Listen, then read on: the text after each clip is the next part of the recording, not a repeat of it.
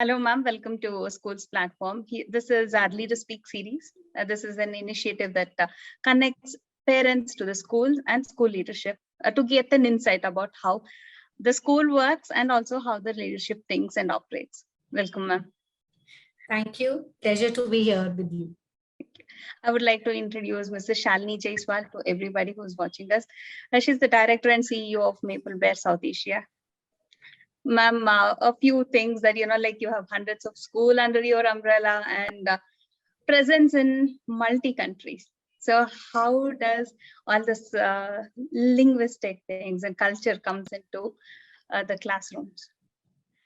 Maple Bear has that advantage of having our schools in multiple countries, and we are a Canadian company program where it's developed in Canada, but definitely it is, we do not forget the roots of each country, and the culture and the vibes of that country are embedded in the curriculum or what children learn.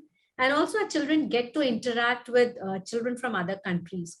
That's where they feel they come to know simple things about them. Like we have in kindergarten, they interacted and they spoke about their favorite food, favorite, play or, sports, or what is the place where you visit and things like that. And they do come to know about culture of and how their schools looks like.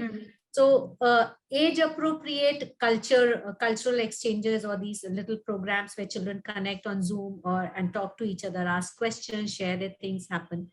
And that's how we bring it to our own schools. This definitely is something sets you aside from other preschools here.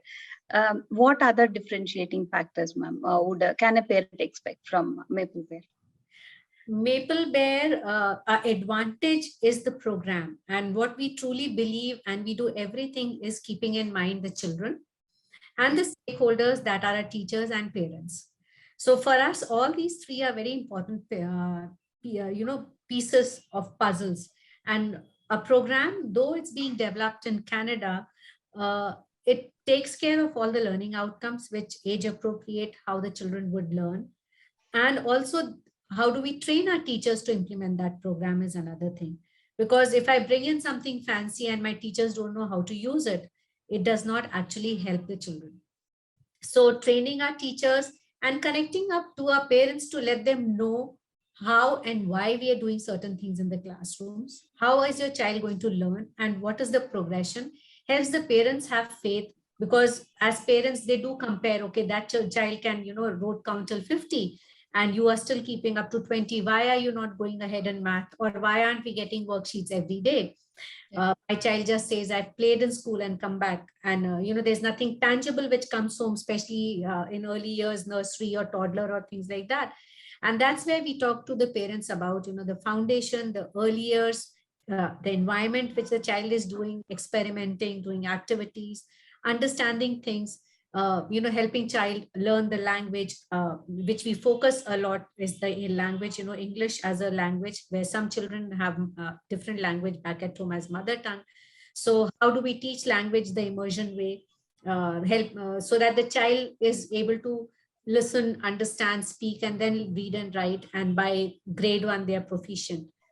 The second advantage which we also have is continuous upgradation of the program. So it's not stagnant.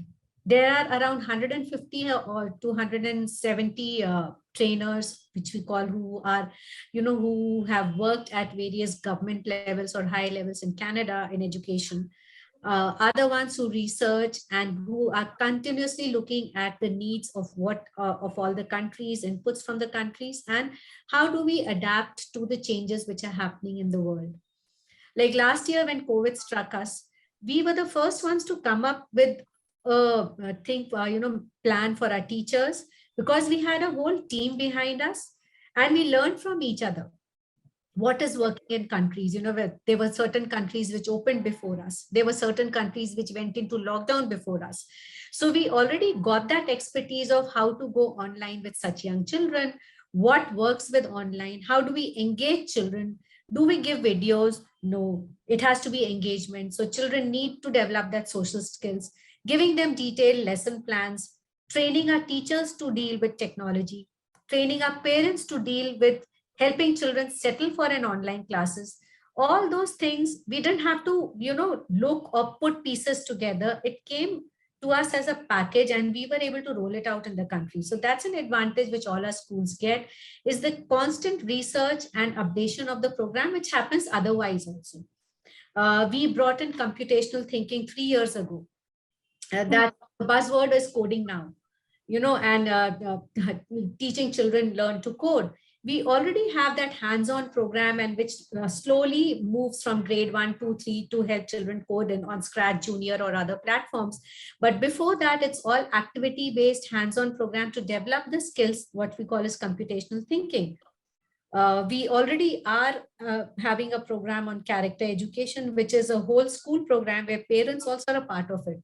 Because we believe character development is just not teaching children, one little 10 minutes a day, but it is a practice where the teacher would be practicing with the children. The parents have to practice that back at home so that it becomes a part of me. And as I grow up, it becomes a habit.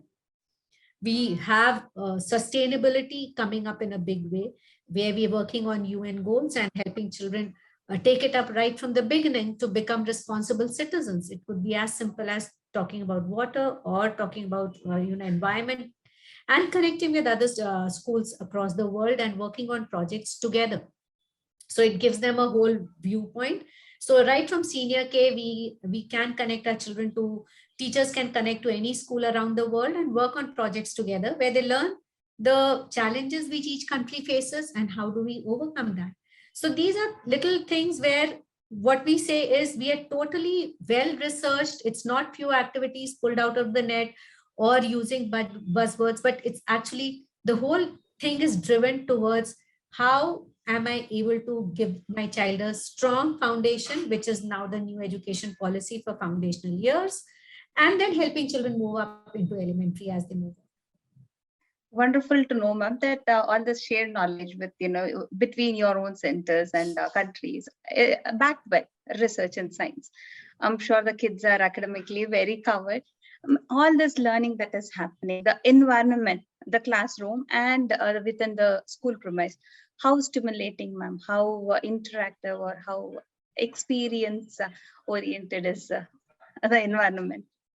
The environment is totally child friendly. Everything is accessible to the child in the classroom all the time. So instead of having an activity room in our school where the child would visit the activity room once a day or 2 or 3 times a week, we have learning centers in the classroom.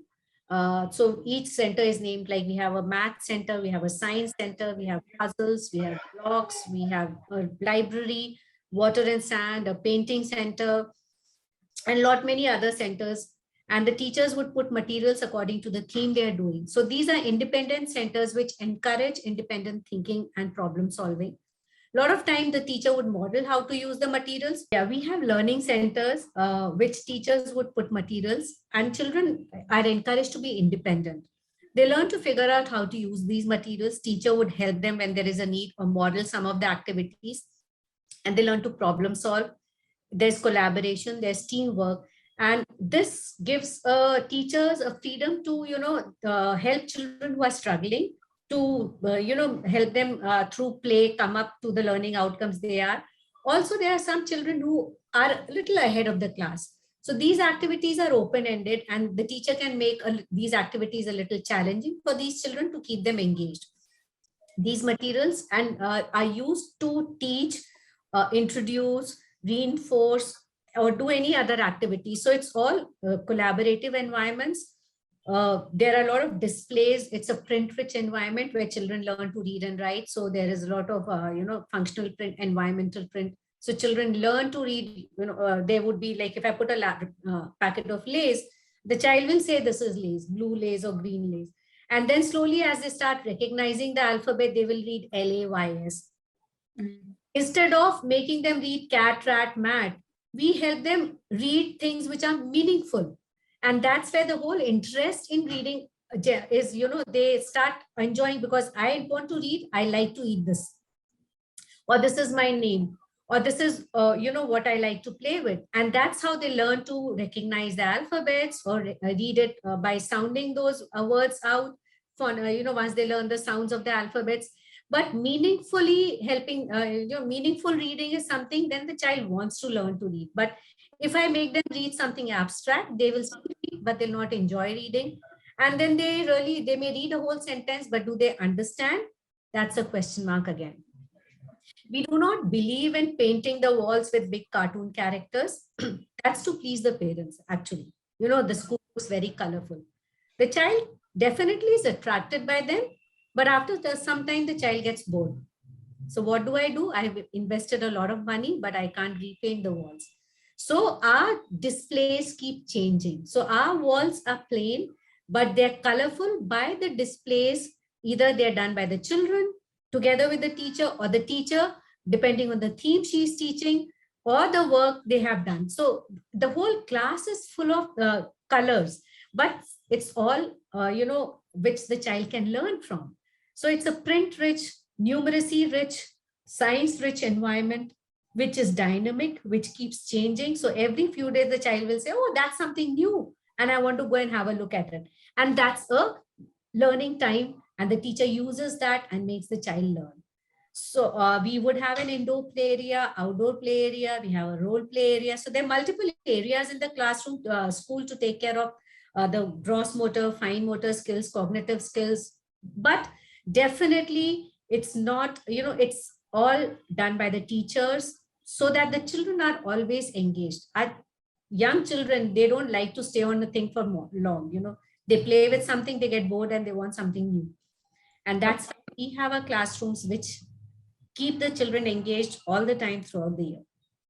So meaningful, relatable, enjoyable, and it's interesting because it keeps changing. It doesn't go stale. I think the child's curiosity is very much ignited and kept alive. I'm sure a lot of parents find this reassuring. This also comes the other factor that the faculty needs to be, like very current. They have to be on their toe because there's so much that's going on. So how does that happen? Do they go to a refresher course, or how is that addressed? When a new teacher joins, how much ever experience she has, they have to undergo a full initial training. So that's a very rigorous training. Most of the time we used to have it on site, but due to COVID right now, we've made it online, but it's 4 to 5 days at a stretch, and it's just not theory, but it's practice. So you would talk about certain things. How do we implement the program, or how would you do the curriculum? But then the trainer is modeling that, and the teacher would model it back to the trainer. But that's not one-time training, does not help the teachers because there's too much of information they get. So after that, we do go back to the schools if it's a normal time, and we work with teachers on the individual needs, what we call as observation and coaching sessions. So the trainer would be in the classrooms to observe the teacher and then tell her, okay, this is what you're doing good, and this is where we need to help. And the trainer would demonstrate the next day in the class that this is how you could look at it. That gives the confidence to the teacher that if she can do it with my class, even I can do it. And we've been doing it with the online classes also. Our trainers log in and observe the class, and they help they give them feedback, and they help them improve on what they do. And slowly we take them from here, give them in pieces, build small targets, like we say for children also. We have small targets for teachers, and based on their own needs, we set goals for them, like short-term goals and long-term goals, and where do you see by the end of the year. And we also have training from Canadian faculty right now online. Otherwise, they do come to India, where we have a school. We choose 2 locations, Bangalore and Delhi, and teachers would travel. And that's very good because you share best practices, you meet other teachers from other schools, and you take back a lot of learning and a lot of friends also. So, but all these things are happening online right now, but continuous training and support has been a mantra long back. So we always used to connect teachers through weekly or fortnightly calls. Earlier was Skype. Now teachers have become tech savvy with Zoom and all. But depending on the school's need, this is a continuous non-stop feedback, which is, support which we give our schools, because we also know teachers are the pillars. if they do something, if they are good in their classrooms, obviously, children would do well, and you'll have happy children, happy parents. Numbers increase automatically. Happy staff too, happy teachers, Yeah. and teaching happily. The And minute they teachers, absolutely, our teachers don't want to go back because they say now we can't go back into a conventional system. They are happy because they are at par of international teachers. They get trained. They're teaching what internationally other schools do, what schools in Canada or US or UK or Australia would do. So the moment for them, it's professional satisfaction. I am professionally upgrading myself. And that satisfaction for a teacher is very, very big when they truly gain knowledge, and when they are aware of what the world is talking about, and they feel, oh, I do this. So they feel happy that, okay, the world is talking about it, but even we do it. So like our teachers come back, okay, NEP is here, but we've been doing this since long. So that's the wow factor for the teachers also, because they also want growth. And very often after a few years, they are taken up by means, they do go, everyone sees growth. So they go as coordinators or primary heads in other schools, but we are happy that they're taken up by good schools.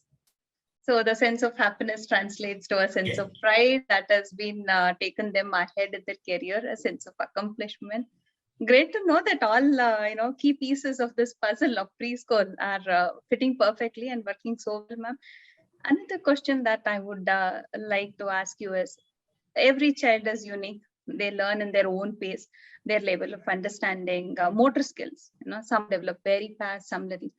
How is this challenge met inside a classroom? It's not easy though, but our teachers are trained, and it becomes a little easy is because we do not have worksheets or closed activities. We put in worksheets at a later stage when children learn to read and write, but most of the time the activities are open-ended. The materials which are there at the learning centers are open-ended, which teachers can differentiate. So if I'm teaching numbers and I have a Ganit Mala, or I have something where I may say, okay, I'm teaching one-to-one correspondence. A child who's struggling with numbers, I'll say, okay, can you take out 5 for me? 5 cubes or 5 beads or whatever. A child who's ahead of numbers, I may ask a bigger number. But both the children have achieved success and the confidence has gone up. Now, if a child is not able to, maybe I've taught a theme, I've done colors, and my child is not able to recognize colors, and I've moved on to a new theme. My learning centers still have those materials. So during free play, I can sit with this group of children who are struggling to read. I can sit and read a story with them, or do some alphabet games with them.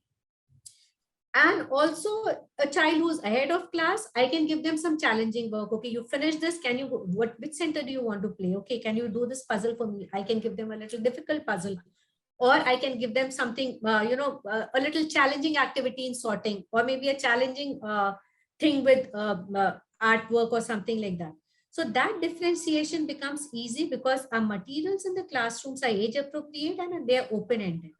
So the teacher can either simplify that activity or make it challenging as the need of the child. So it's basically, it's a customized solution for each child, and we share the progress with the parents accordingly. Ultimately, the child has to achieve the learning outcome. But at what time and when, it will, it may vary. So it's not that all the children achieve the same learning outcome at the same time, but some may, and that's where we kind of record, that's assessment part. We record it in a classroom so that we know by the end of kindergarten, most our children have achieved all the learning outcomes. Some may, and children may be good at certain things. They may not be good at certain things. So each child is unique. You can't say that one child who's good at math and cognitive activities will be good at everything. So we work on the strengths of the child and also make sure that the weaknesses are taken care of. It's wonderful to know that the child has room and space to grow and experience that learning, and not in a rush to move on to the next stage. Any parent would have one more concern, that would be the safety. How is my child physically safe guarded? How is the child's privacy ensured? So Maple Bear, how is that been taken? So safety is of utmost importance. One is the physical safety and one is the emotional safety. Physical safety is taken care of by the kind of materials and what we do in terms of, barricading and using child safe materials, making sure that all the school is totally child safe in terms of electrical connections or, nooks and corners, or child size toilet seats, two child size wash basins, or sometimes if we cannot do that, step up stools for children to make the things more independent for them. So physical safety is taken care of that. And we do have CCTV access. We normally, where you said privacy here, we have CCTV recordings, but we do not share it with the schools, because you share, you are, sharing everything. I am sharing all the children in the classroom, and that privacy, then there's no privacy. But yes, why do we have CCTV access? Is to make sure the child is safe in school. And in case the parent wants to see or check something, they are most welcome to come back and see the recording. So we are very transparent in showing the recording. If the parent says my child has been hurt or something, they feel something has gone wrong, the access is provided to the parent and they can come in the school and see the recording to see what has happened around. So it helps us keep a tab. I will not say that incidents never occur. Sometimes one of a child may have, but we know how to take care of it. Instant first aid is given. And also we are assured that a staff is working there, right? Because they're always being monitored by the cameras. We also do not share is because sometimes, when you share, teachers are jumping, having fun with the children in the classrooms. And when you share it with the parents, they do get conscious that these parents are watching over me. Yeah. And we do not want to, we want them to be just be a child with the child. And to maintain transparency, they are most welcome to come and see the recording. If they like, some of the parents would come every day and watch they can just sit at the reception and see the recording. Absolutely fine. And the next very important part is the emotional security, which we are very mindful of. The teachers build relationships with children. The first thing we say is help them settle in the school, build relationships, then move on to anything. The child should feel absolutely safe in the school, free from ridicule. So, if the child, it's not that, oh, you don't know even this much, or, see how good that child is. Every child is unique. Every child should be felt loved, respected, and, nurtured in the school. So that emotional, because if there's one little star is for life, somewhere in the brain it is there. And when it comes out as a memory, you don't know. So positive memories, happy memories, happy things is what we want to build. So, that is taken care of. And in transport also we give them GPS tracking. Now, right now it is absolutely 2 years we don't have it. Yeah. Yes, that also is available. But very reassuring for any parent to, just to know that a child is nurtured and a 360-degree development, the child is taken care with utmost care, I would say, at Maple Bear. Thank you for that. I'm sure many people, many parents out there would appreciate that. Ma'am, preschool has been a slightly not very well structured in our country in the decades, in the past decades. But NEP has been something that has formalized it. Your thoughts on it, ma'am? Where do you see this going forward? I'm happy NEP has come. We wanted the structure to come in, because early childhood is actually not given very importance in our country. And still people think, oh, it's just, being at home. He's very small, he or she, we don't need to send the child. Earlier, we were in joint families. And the environment which the child got to grow and learn in joint families was amazing. And at that time, children could play freely outside in the evenings, have fun with the friends of the neighborhood, would go around from one house to another. And that's where their whole social, emotional, their cognitive, their gross and fine development happened. Over years, the world is shrinking. We are moving to nuclear families. Children do not go out of the house because of the safety issues. They may go out to play for a little while if they're staying in a society or something, or they're in their own houses with TV or some games, video games. Parents are busy because both the parents are working or whatever, and the child is left. This is the time we need preschools, because children need to be emotionally, emotional development is very important. The EQ of the child is not so strong. The social quotient of the child is not there, because the children do not have playmates of their own age. They are playing with their grandparents, they are playing with the parents. Obviously, they don't learn to share, or they don't learn to negotiate, because everything is given to them with ease. But when I'm playing with a child, I learn to negotiate, I learn to share, I learn to wait for my turns. And that's what is happening. Early childhood is very, very important, the first 5 years, and NEPs recognize that. And NEPs also build structure so that not everybody would, when you open a play school, it's a big, big job. It's just not teaching ABCs and 1, 2, 3s, which most of our parents feel. Okay, he's going to, it's a stepping stone for a main school to qualify in the entrance, or to be able to learn to stay away from the parents. But preschool is a holistic development. It is a home away from home. It's providing an environment for the brain to build connections, that neurons to develop, and build as many connections as possible, so that the child is able to become an independent learner for life. The child has that foundation to grow.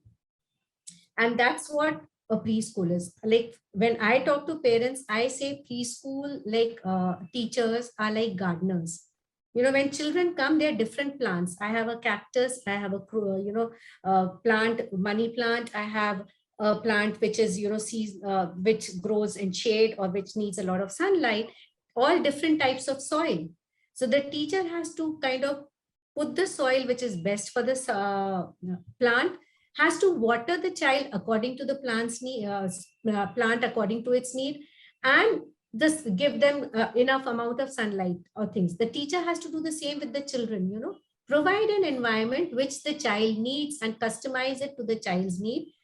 Once the roots, and that's where we can't see the roots of the plants initially when they come as saplings, but once the roots are deep enough, if you don't water the plant for 3 or 4 days, or if there is, it's very windy, or it's a lot of sun, or there's a storm, only the plants with strong roots are able to stand in those stormy days. So if we develop deep foundation for the child, which normally is not visible, and which is only done during the first 5 or 6 years, as you move up the ladder in grade 1, 2, 3, how many stories you build, they are able to withstand any earthquakes which come. They are able to, so any anything which comes in as I would say as obstacles, they are able to go around it. They know how to deal with that situation. So that's what we do as preschools, is give them a strong, strong foundation. If your foundation is very strong, which is mostly, and a foundation is never visible, like if I build a house, and if I don't have a deep foundation, it'll come crashing with the slightest of tremors of earthquake. So that's very important. And that's what I tell the parents, that think about that. That's, think about preschools as building a foundation, which you may not be able to see, which doesn't seem important when you see the whole building or the plant. That's the most important thing. The deeper the roots are, your child will be able to achieve success wherever he or she is. While you were using these analogies, right, the roots, the building, the foundation, it just reflects the wisdom, that is the experience and the knowledge that you have in this sector, and the passion you have towards early learning, or for a child, for a wholesome development of a child, is definitely well reflected. So what inspired you, ma'am, to be an educator, to be in the field of education? I don't know. My mother says I enjoyed teaching. So as a kid, I would always call my drivers and my maids and all their children and teach them. And I always enjoyed teaching. So yes, I started my career as a teacher. I taught in various schools, and then I went up to, be the primary in charge and things like that. And then I opened my own preschool, which was again Maple Bear. And then from there, I moved on to this side, where I thought, yeah, there is a need to train teachers and to understand and to spread this word. So for me, I feel happy now when I see so many teachers, they moved out of Maple Bear, but at least somewhere they're contributing to the growth of the country. So that's very important. So, one is being a teacher yourself, and one is where you help others also grow and come to that level. So that passion has always been there. I always enjoyed teaching as a kid also, while in college or when, so somewhere uh, this line worked for me. Or where you are right now, making a difference. Every day, ma'am, like, every day is different, and every day, some days are hard, some days are very easy, some days are so interesting, enthusiastic. What is it that keeps you motivated to give your best every day? The smile, when you see, when you visit schools and you see the children smile and talk to you, or when you meet teachers, the warmth, when you see the franchisees talk to you, or the teachers when they talk about, wow, I can do this, or when they talk about their growth, it just keeps me going, and always learning something new. I'm very happy that we have our office in Canada. And for me, this professional growth is also very important. I get to learn a lot. What is happening, how do we improve, how, what next? Because as you, it's not, education is not stagnant. What I am talking about today as my learners need may be very different 5 years later, depending on where we are, what technology is doing, how things are. COVID has brought around a lot of change. So, how do we upgrade ourselves? That also, so I get that stimulus also. Plus, when I see my teachers and my students, and the most important, happy parents, when they come back and talk about, how their child has grown and what they've done, it just keeps you going. Wonderful to know, ma'am. Even that inspiration is also contributing. Your contribution is seen even there.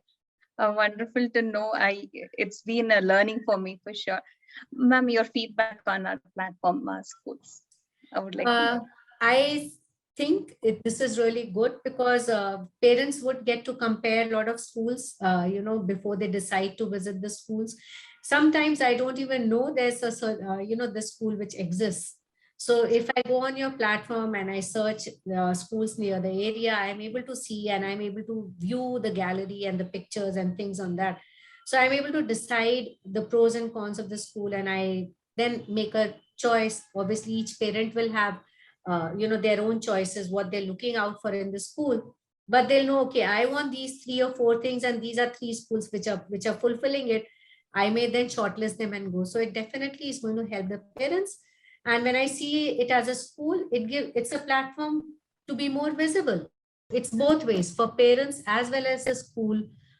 It definitely is bringing visibility, and I'm sure as more and more schools join in, it will become much easier for parents and much easier for schools also. So either ways, you're helping connect the right two people who need each other. So it's a good platform to connect them. Thank you, ma'am, for those kind words. And I sincerely thank you for your time. It is definitely, as I said, learning for me for sure, but an eye opener for a lot of parents who are watching this. This is going to make the choice of picking the Maple Bear as a preschool for their children much more easier. Thanks again, ma'am, for your time. Thank you. Thanks again. Thanks for having me here. It was a pleasure talking to you. Thank you. Thank you.